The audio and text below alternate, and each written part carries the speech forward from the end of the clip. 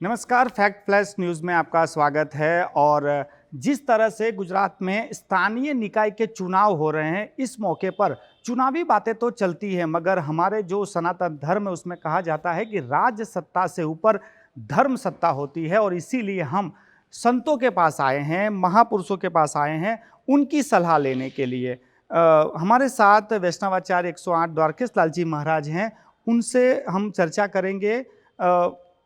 महाराज जी, सबसे पहला एक चुनाव होता है, एक लोकतंत्र का पर्व, जैसे हम आम पर्व मनाते हैं, और हमारे जो धर्मों में भी कहा गया है कि धर्म सत्ता ऊपर है। तो हम ये जानना चाहेंगे कि अब जब चुनाव होंगे, जो भी प्रतिनिधि आएंगे, तो उनको आपका क्या संदेश है? सबसे पहली बात तो आपके माध्यम से सभी दर्शक मित्रों को मैं ये कहना चाहूँगा कि ये धर्म सत्ता, राज सत्ता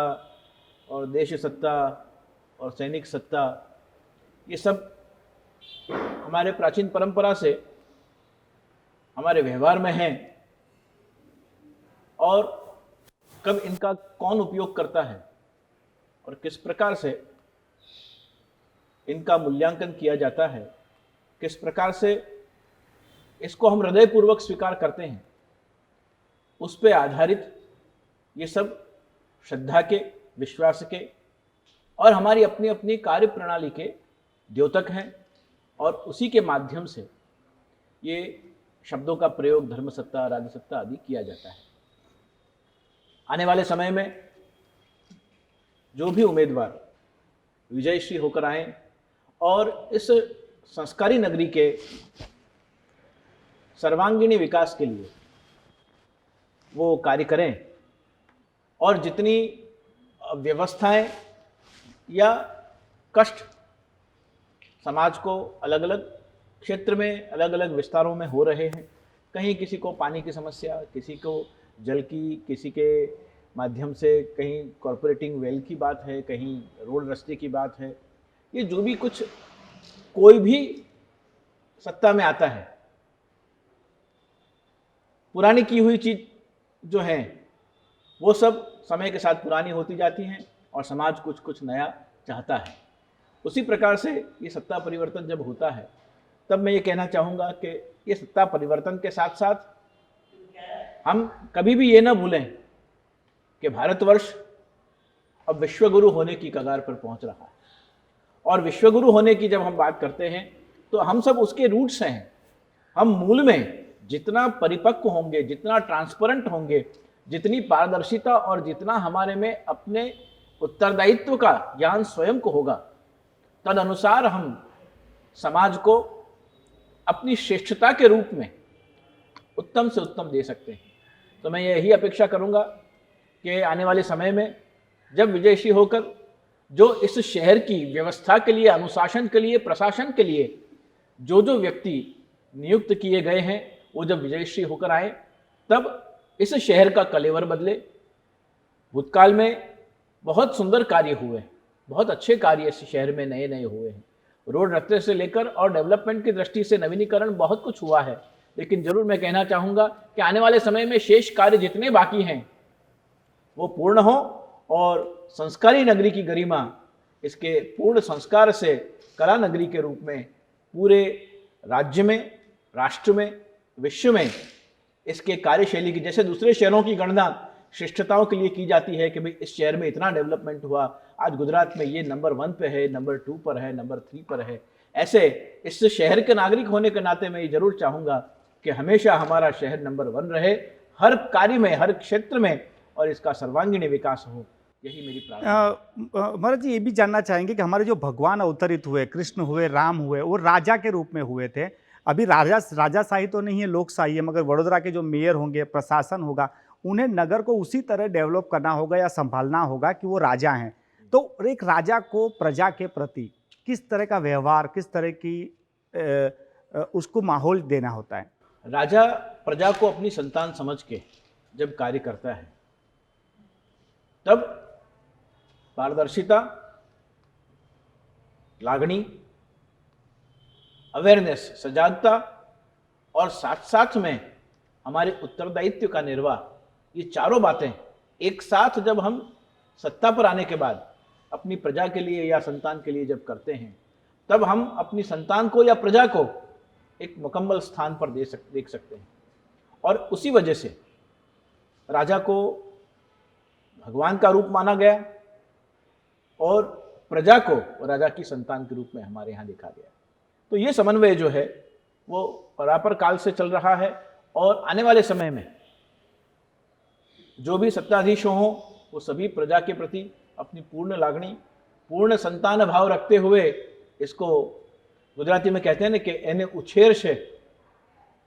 ऐसी सद्भावनाएं मैं कर रहा हूँ। महाराज जी, एक सवाल ये है कि इन जो काउंसिलर होते हैं उसको नगर सेवक कहते हैं, नगर का सेवक, सेवक को किस तरह उसका वर्तन होना चाहिए उसके मालिक के प्रति? वल्लभाचार्य जी बहुत सुंदर शब्दों में कहते हैं, सेवकानाम यथा लोके व्यवहार प्रतिद्यति तथा कार्य समर्पेय सर्वम कुर्यादिति स्थिति। सेवकानाम यथा लोके व्यवहार प्रसिद्ध्यति। सेवक शब्द अपने आप में अपने उत्तरदायित्व का सूचक बन जाता है। सेवक का क्या अर्थ होता है? जो मालिक नहीं है, जो बॉस नहीं है, लेकिन प्रजा के द्वारा नियुक्त है, प्रजा के पैसों से काम कर रहा है, प्रजा के लिए काम कर रहा है, और प्रजा है तो वो है, of the public, for the public, by the public का जो कंसेप्ट है वो जब पूर्ण रूप से जब वो सत्ता पर आए हुए व्यक्ति के लिए सेवक शब्द जब उपयोग होता है, जब प्रधानमंत्री जी स्वयं ये कहते हैं कि मैं देश का सेवक हूं, तो सेवक शब्द में अपने आप की बहुत लंबी परिभाषा है। संक्षेप में इतना जरूर कहना चाहूंगा कि सेवक शब्द लगने के साथ ही उस व्यक्ति का उत्तरदायित्व मालिक से 3 गुना बढ़ जाता है, क्योंकि उन आदेशों का पालन जो मालिक करता है उसका अनुशासन पूर्वक पालन करना सेवक का धर्म होता है। तो प्रजा की जो डिमांड है, प्रजा अगर मालिक है, शहर अगर मालिक है, तो उसकी जो डिमांड है उसको पूरा करना पूर्ण पारदर्शिता के साथ, साथ ही साथ अपने उत्तरदायित्व का निर्वाह करते हुए लागणी पूर्वक समय पर कार्य करना और उसका प्रतिफलन, उसका परिणाम समाज को देना,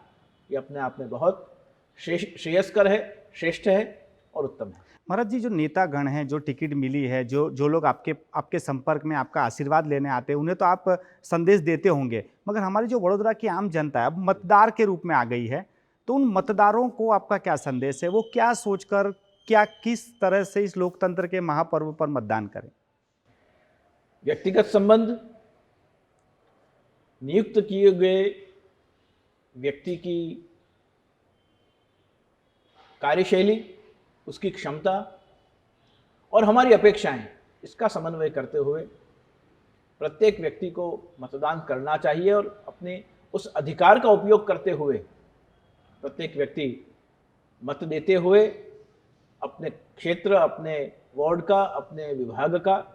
सर्वांगीण विकास हो, उस लक्ष्य को ध्यान में रखकर हम अपने प्रतिनिधि को नियुक्त कर रहे हैं। जैसे माँ बाप अपने बच्चे को हॉस्टल भेजते हैं तो अपने से दूर कर रहे हैं, लेकिन मन से वो बहुत निकट रहता है। उसने माँ बाप घर बैठे सोच रहे हैं उसने खाया होगा कि नहीं, उसके कपड़ों का क्या हुआ होगा, उसने समय पर सब लिया होगा कि नहीं, उसकी जो भी व्यायाम है, उसकी ज्ञानवर्धन बातें हैं, उसने एक्सरसाइज, फिजिकल, मेंटली फिटनेस के लिए उसने कार्य किया होगा कि नहीं। जैसे दूर रहते हुए माँ बाप उसके लिए सोचते हैं, ऐसे ही प्रजा अपेक्षा रखती है कि जिनको हमने नियुक्त किया है वो हमारे सपनों को साकार करें, जो वादे किए गए, जो शब्द कहे गए, उनका सर्वरूपेण पालन हो, और जिनको हम नियुक्त कर रहे हैं वो भी हमें अपना समझें जब हम उनको अपना समझ रहे हैं। इस समन्वय के भाव से प्रत्येक व्यक्ति अपने वोट देने के अधिकार का उपयोग करे, यही हमारे नागरिक की शोभा है। आखिरी सवाल है कि मैं जिस तरह संतों की सलाह, वडोदरा के जो बोर्ड बनेगा, वडोदरा का विकास तो हो रहा है जैसे आपने बताया, लेकिन अब 5 साल में किन चीज़ों पर प्राथमिकता होनी चाहिए? आपकी कोई सलाह उन लोगों को जो बोर्ड बनेगा? वैसे मेरा विषय नहीं है ये, लेकिन नागरिक होने के नाते इतना जरूर महसूस होता है कि ट्रांसपोर्टेशन के लिए जो व्यवस्थाएं हमारे पास उपलब्ध हैं, लेकिन उस ट्रांसपोर्टेशन को ट्रांसपोर्ट करने के लिए जो 5-5, 7-7, 8-8 साल से ब्रिजों के प्रोजेक्ट अटके हुए हैं, जो अलग अलग रोड रास्ते की समस्याएं हैं, कम से कम शहर के अंदर जिससे प्रजा को कष्ट हो रहा है उन कार्यों की प्रायोरिटी रखते हुए अगर सत्ताधीश अपने कार्यशैली को, अपनी आयोजना शक्ति को उसमें प्रायोरिटी पर रखेंगे तो मुझे लगता है कि जैसे जल भरना बरसात के दिनों में, जैसे नेचुरल कैलेमिटीज़ जब कोई भी आती हैं उस समय त्वरित गति से कार्य करना, ये सब कब संभव होता है जब बेसिक इंफ्रास्ट्रक्चर हमारे पास बहुत स्ट्रांगली तैयार हो। तो बहुत कुछ अंशों में अपने पास बहुत कुछ तैयार है, बहुत सुव्यवस्थित व्यवस्थाएं हो रही हैं, लेकिन खास करके ये ब्रिज जैसे कार्य हैं, जो रोड के कार्य हैं, ये जो डेवलप, जैसे जेल रोड, राजमहल रोड जैसे कैसे सुंदर डेवलप हुए हैं, उसी प्रकार से शीघ्र गति से प्रायोरिटी पे अगर और विस्तारों में जहाँ जहाँ ब्रिज के साथ रोड के काम चल रहे हैं वो 7-7, 8-8 वर्ष से जहाँ विलंबित हैं वो ना हो और ये कार्य सुंदर रूप से इस टर्म में पूरा हो जाए, ऐसी सद्भावना के साथ मैं अपनी बात को पूरी करूँ। बहुत बहुत धन्यवाद हमसे इस चर्चा करने के लिए। ये थे वैष्णवाचार्य 108 द्वारकेश लाल जी महाराज, और ये हमारा जो खास कार्यक्रम है संतों की सलाह। आने वाले बोर्ड में, नगर पालिका में, महानगर पालिका में जो भी सत्ता पे आएगा उन लोगों को संतों की क्या सलाह है, ये हमारा कार्यक्रम है। और आज जो भी बातें हुई हैं, हम आशा रखते हैं कि जो चुने हुए प्रतिनिधि हैं वो इन बातों को जरूर समझेंगे और इन्हें गंभीरता से लेंगे और जनता की सेवा करेंगे, जो नगर सेवक बनकर जाएंगे।